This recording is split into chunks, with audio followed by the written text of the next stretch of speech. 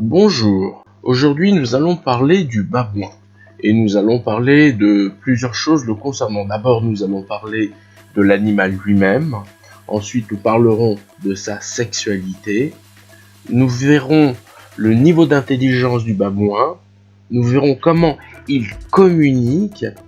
Il faudra aussi qu'on aborde le point de que faire si vous êtes face à un babouin agressif. Et nous finirons cette vidéo avec des anecdotes les concernant. Alors, selon les espèces de babouins, vous avez des babouins qui font entre 15 et 35 kg. Et question taille, ça peut aller de 50 cm à 1 mètre de long. Ils ont une queue, mais cette queue n'est pas préhensible. C'est-à-dire que ça ne peut pas les aider lorsqu'ils veulent grimper dans un arbre, comme certaines espèces de chimpanzés. Ils passent la plus grande partie de la journée à vivre sur le sol lui-même. Le babouin passe beaucoup de temps assis et si vous observez au niveau de son derrière, il a ce qu'on appelle des callosités ischiatiques. C'est des sortes de coussins, ça lui permet de s'asseoir confortablement pendant de longues périodes. La durée de vie du babouin se situe entre 35 et 45 ans. Ce sont des animaux qui généralement vivent dans les savanes et dans des habitats semi-arides. Semi-aride, c'est pas le total désert, ce n'est pas la jungle, mais bon, c'est plus ou moins entre les deux. Et on pourra quand même observer qu'il existe aussi des babouins qui vivent dans des forêts tropicales.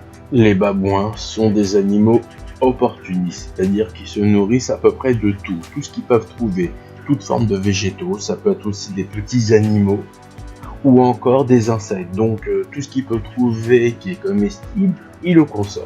Les babouins ne sont pas des animaux solitaires, ils vivent en clans. Les clans peuvent être composés d'une dizaine d'individus, mais vous avez aussi des clans qui sont composés de plusieurs centaines d'individus.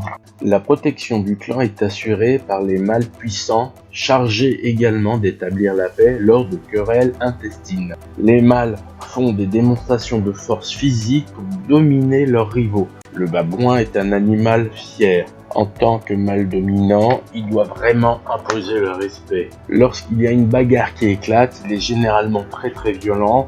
Il est prêt à risquer sa vie parce qu'il doit vraiment montrer aux autres qu'il est le mâle. Il existe aussi chez les femelles babouins une notion de statut social qu'elles peuvent hériter de leur mère. Le meilleur endroit pour trouver un groupe de babouins se trouve à côté d'un point d'eau. Et leur territoire peut s'étaler jusqu'à 50 km² environ.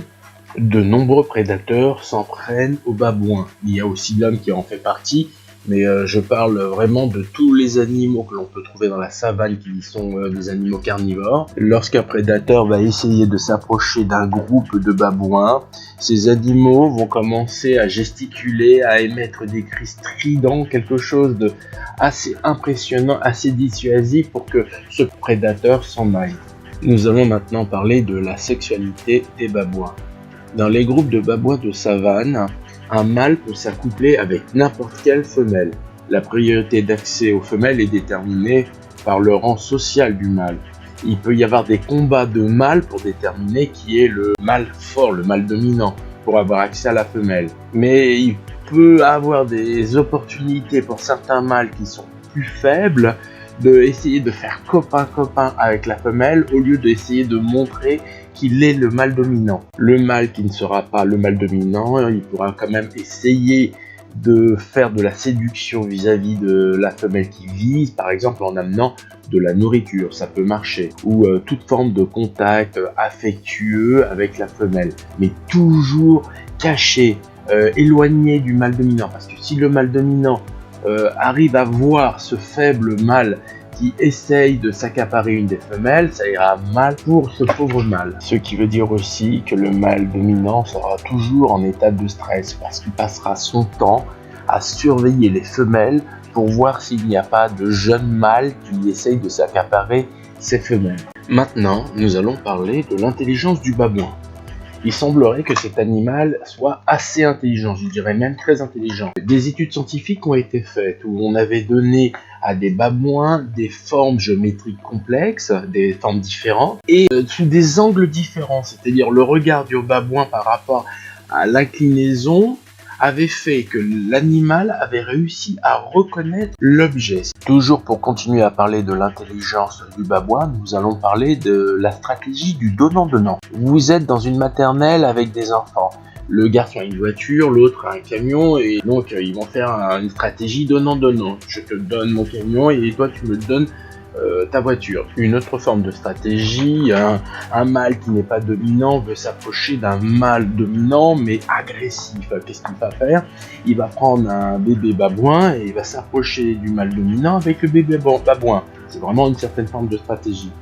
Une autre chose que je dois dire, et par contre c'est assez horrible. Vous connaissez tous le film ou le dessin animé Le Roi Lion. À un moment donné, nous voyons un babouin, un vieux babouin qui prend le bébé lion et le tient à bout de bras. Et c'est très très beau. Mais ce qu'il faut savoir, c'est que dans la réalité, nous avons aussi des babouins qui prennent les bébés lions à bout de bras. Alors on pourrait dire c'est mignon, c'est comme ça que Disney a récupéré le concept, mais c'est pas du tout ça. C'est simplement parce que le lion est un des prédateurs du babouin. Et qu'est-ce que va faire le babouin? C'est discrètement aller dans l'endroit où vit la lionne, le lion, et il va prendre le bébé lion. Et il va le prendre à bout de bras et il le ramènera à un endroit où il le tuera, tout simplement parce qu'il part du principe logique que si le bébé ne grandit pas, il ne va pas devenir un lion. Et s'il ne devient pas un lion, ça sera un prédateur de moins. Pour communiquer, le babouin utilise des cris, des postures corporelles ou des mimiques faciales. Ils ont tendance à utiliser leur main droite pour communiquer. Et on ne peut pas s'imaginer à quel point cette utilisation de la main est importante. Une autre forme de communication singulière, c'est son fessier. Selon la couleur, la personne en face saura l'humeur du babouin. Et maintenant, pour conclure cette vidéo, nous allons parler de quelques anecdotes intéressantes.